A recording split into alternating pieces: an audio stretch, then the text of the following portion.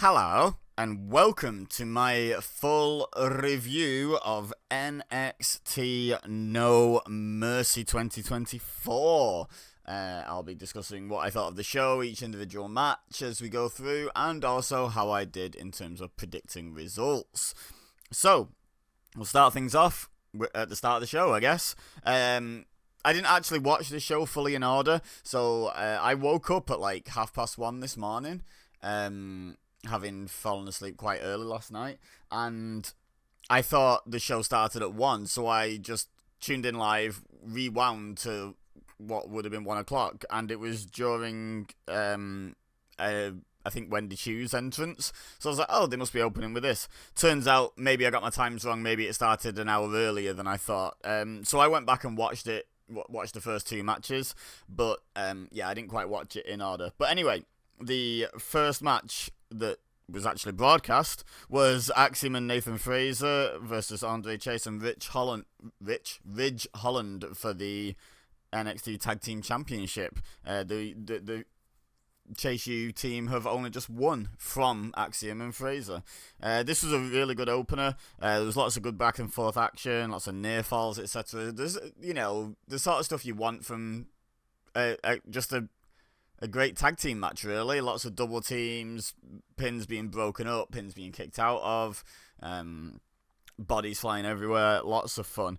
There was lots of miscommunication from Axiom and Fraser in this match. The first one was, I think Axiom was on the top rope, ready to do a Spanish fly to Andre Chase, and Fraser was attacking Ridge Holland, but hit the ropes, and that knocked Axiom down, so he wasn't able to hit the Spanish fly, and I think he ended up getting hit with the Spanish fly by Andre Chase after that, off the top. And then when they went for the golden ratio, Axiom took out Fraser later in the match, both obviously by accident, and they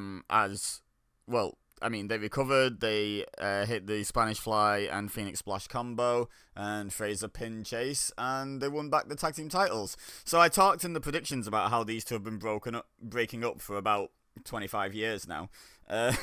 And yep, it's still continuing. They're still having miscommunications, but then they just win back the tag team titles, so this plods on.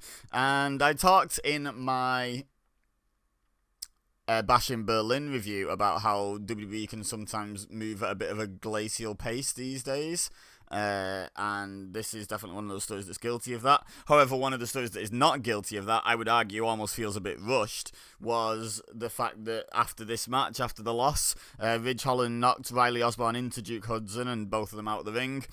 Clothesline Chase, took apart the other two briefly, and then hit the Redeemer, I believe it's called, the DDT, like Paige's Rampage from back in the day, on the announce table onto Andre Chase.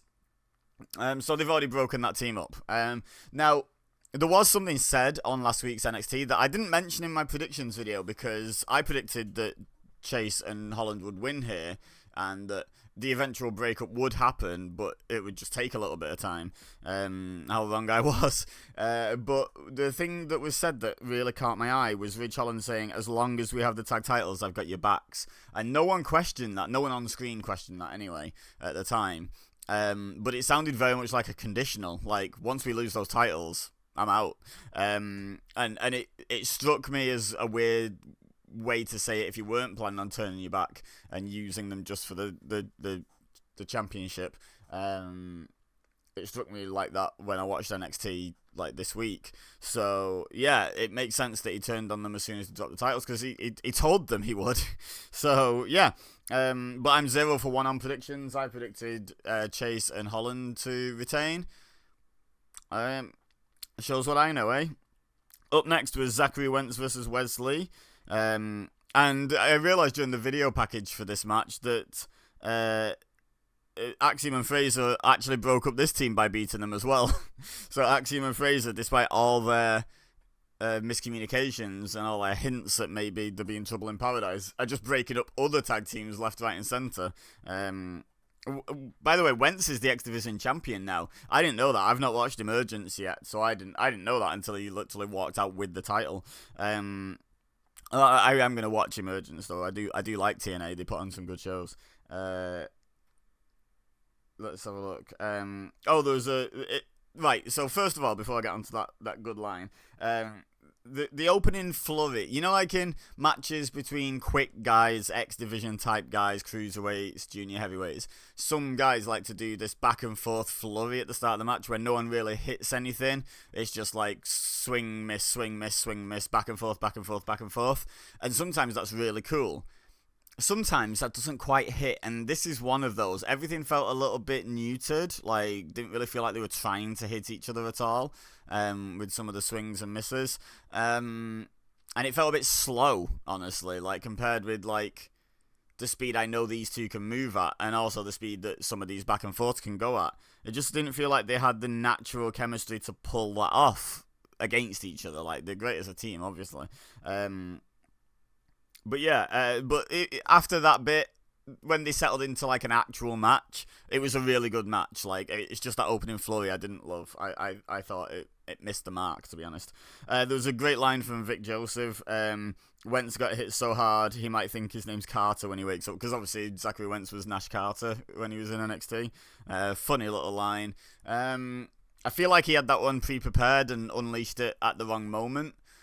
Because I think it was just off like a splash or something. It should have been off like a really good head kick or something, you know, because being hit in the body isn't going to make you wake up thinking you've got a different name. Being hit in the head really hard might make you wake up. Yeah, but it was a good line.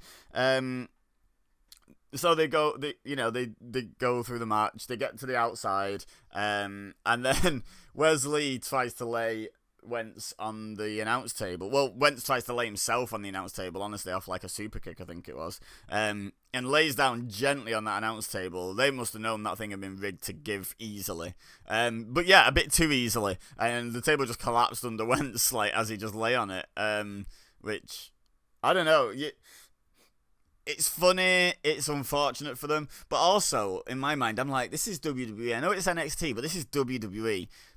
They've done a few table spots over the years. They must know how to set up a table so that it's sturdy enough for someone to stand or lie on, but not so sturdy that when someone jumps on it, it won't give way. You know, like, that's the same announce table, by the way, that Ridge Holland just took a flat back bump with carrying Andre Chase doing a DDT onto that announce table after the previous match, and it didn't give.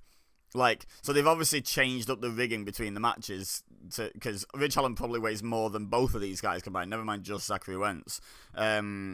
So, like, yeah, poorly set up, ruined a potential good spot. I mean, Lee still hit the big stomp from the top to the outside. It still looked pretty good, but I think that would look a lot cooler going through the table.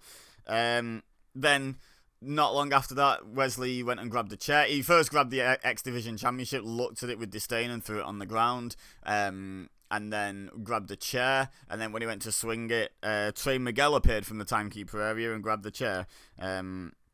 Then, as Wesley argued with him briefly, turned around, Zachary Wentz jumped off the apron and hit a Canadian Destroyer, which was nice. Threw him back in the ring, hit the UFO, that springboard, really high angle cutter that he does, and got the 3. And I predicted Wesley to win, so I'm 0 for 2. I'm a little surprised that they had Wesley lose here, but I'm kind of glad I was wrong in a way, because Wesley was in full-on bury the entire company of TNA mode during his promo, and had he also won that match, might have been a bit of a feels bad thing, and I'm really enjoying this NXT TNA like crossover thing. I think it's benefiting. I think this feud and this match was really good. Obviously, having Joe Hendry around's been really good. We've seen Rosemary, and I'm sure there's other examples, but they're the ones coming to the top of my mind.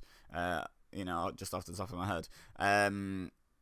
So yeah, I'm kind of glad that NXT is taking this agreement with TNA seriously and willing to put over some of their guys. Yeah, good stuff. Because, like I said, it would have felt bad for the entirety of TNA if Wesley had beaten Zachary Wentz after being like, you're just a TNA wrestler. I am a NXT or WWE superstar. I can't remember which one he said, but either way, it just felt really belittling. Anyway, next was a quick Hank and Tank, them filming their own promo about the tag match, and what happened afterwards, and about the fact that they wanted to be the new #1 contenders. And then Trick Williams quickly visited Joe Hendry in the locker room, and they said the same stuff. I'm going to call it right down the middle. When I win, I'm going to give you the first title shot. Nothing new there. They were just being friendly. Up next was what I thought was the first match of the show, but turns out was the third. Wendy Choo challenging Kaylani Jordan for the NXT Women's North American Championship. This match was fine. When I was watching it the first time, I'm thinking it was the opener. I was quite surprised that this was the opener, because it's quite an old school thing to put on probably the least interesting match first and build. Usually you start with a banger, which they did with the tag match, so, never mind. Especially NXT, they always like to start with the tag title match, right? This match was fine. That's about it. It was well worked, but nothing about it thrilled me, if I'm honest. Kaylani Jordan won with the split-legged moonsault. There was a moment where Wendy Choo had the Cobra Clutch locked in, and it looked like Jordan was going to pass out, but just caught her arm and fought back.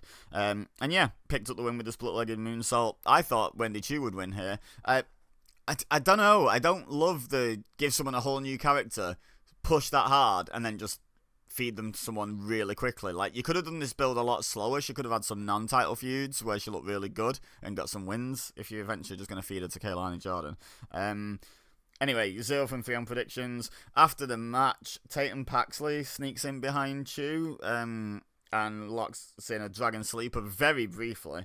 And then puts like a little figure that looked a bit like Wendy Choo on the canvas to what Vic Joseph described as stunned silence. I interpreted it as disinterested silence, if I'm honest, but sure. And then I just put in my notes, new Choo gimmick dead in the water already, because it's like, because Paxley had a bit of the creepiness about her now, and now she's going after Choo, and she's already taken her out once, and Choo's just lost to Kaylani Jordan, like, clean as a whistle, like, in one of her first sort of proper big matches since the gimmick change. Like, I don't know. Just feels like it was kind of all for naught. But, prove me wrong, NXT. Prove me wrong. I like Wendy Choo, and I like the new gimmick. It's just weird to see it booked the way it's been booked. Anyway, up next is Tony D'Angelo challenging Obafemi for the Men's North American Championship.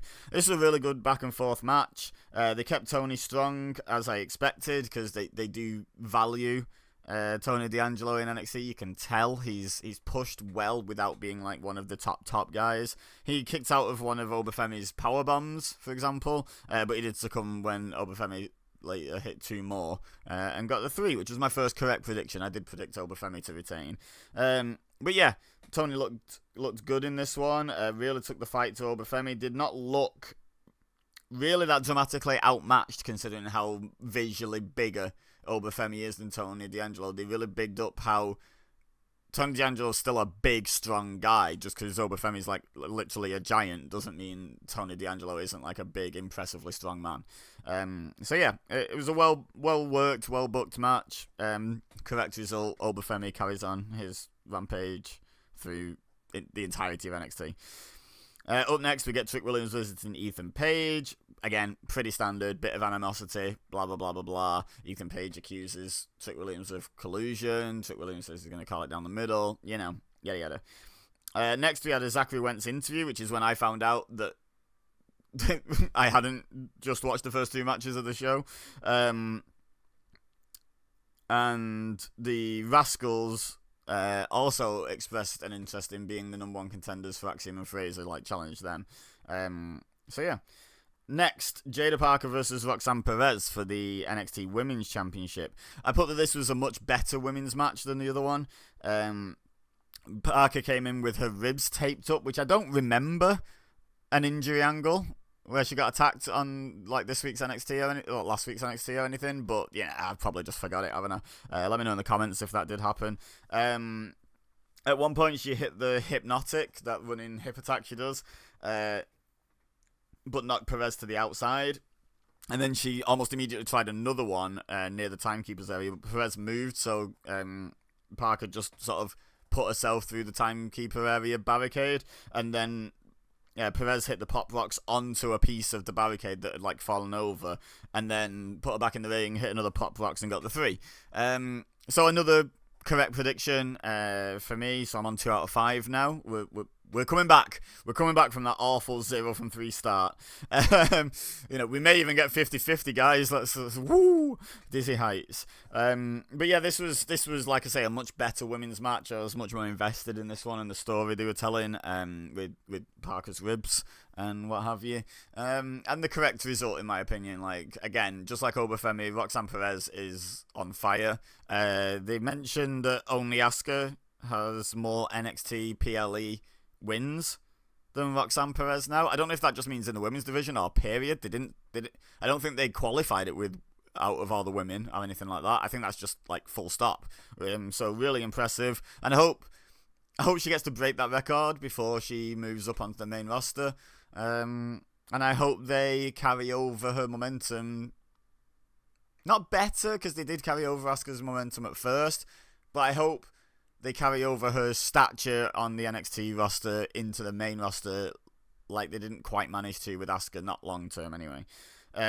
Anyway, after this match, Julia debuted and came down and faced off with Roxanne Perez, which was a really cool moment. I've heard lots of hype around Julia. I don't personally know her. I don't think I've ever seen a Julia match. But I can't wait to see, because, like I say, she comes in very well hyped. So, let me know in the comments if there's anything specific with Julia I should check out, and I may very well do. Up next, we had an interview with Ava, who gave an update on Andre Chase, which was spoilers for me because I hadn't watched it yet. And then she announced Gallus versus the Rascals versus Hank and Tank on this week's coming NXT show for the number 1 contendership for the tag titles. Then she also announced that the NXT title and the tag titles will be defended on the CW network debut show, the one from Chicago with Punk on it. So big deal. NXT title match, NXT tag title match, a CM Punk appearance. They're going all out. They're going all out for this debut on the new network. And then this week there's also Oro Mensah. I forget who he is, so just in case you have, the Metaphor guy that's not Noam Dar. And he's taking on Alexis King on NXT, and Trick Williams versus Pete Dunne is pre-booked for this week's NXT as well, which should be a great match, probably the main event. Anyway, speaking of main events, we've got Joe Hendry versus Ethan Page as our main event for the NXT Men's World Championship. This was a good match, probably a very good match. It wasn't like a match of the year, match of the millennium candidate or anything, but it was a good solid match. Crowd were really into it. They're just into everything that Joe Hendry does, and as a heel, same for Ethan Page, to be honest.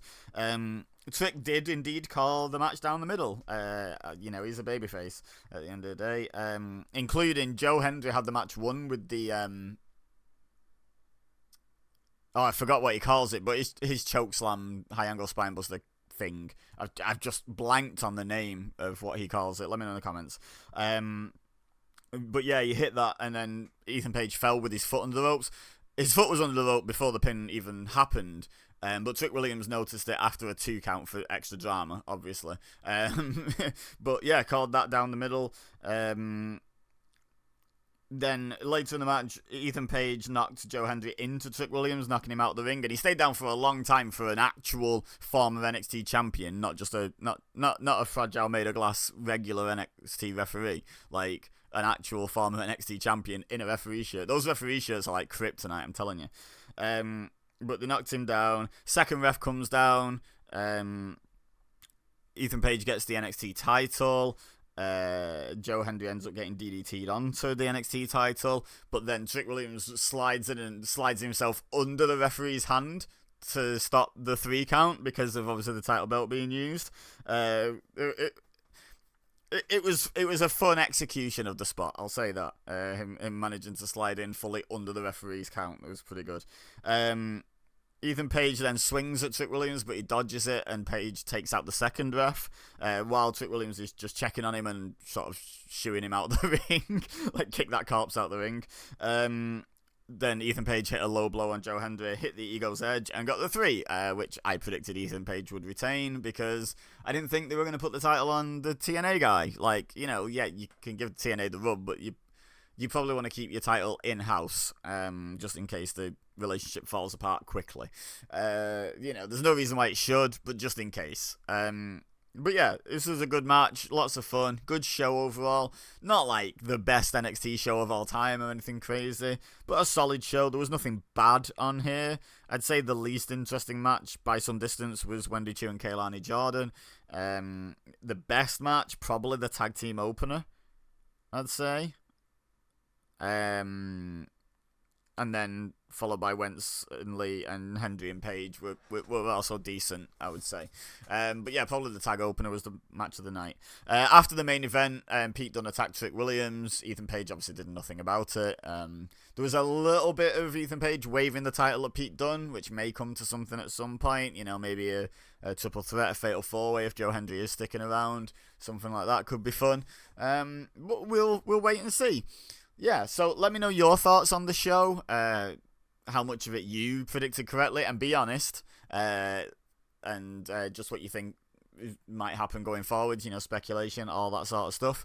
Leave a like if you enjoyed this video, subscribe if you're new here, share with your friends, etc, etc. But for now, all I have left to say is thank you very much for watching. As always, I've been Ebeza, you've been amazing, and I'll see you next time.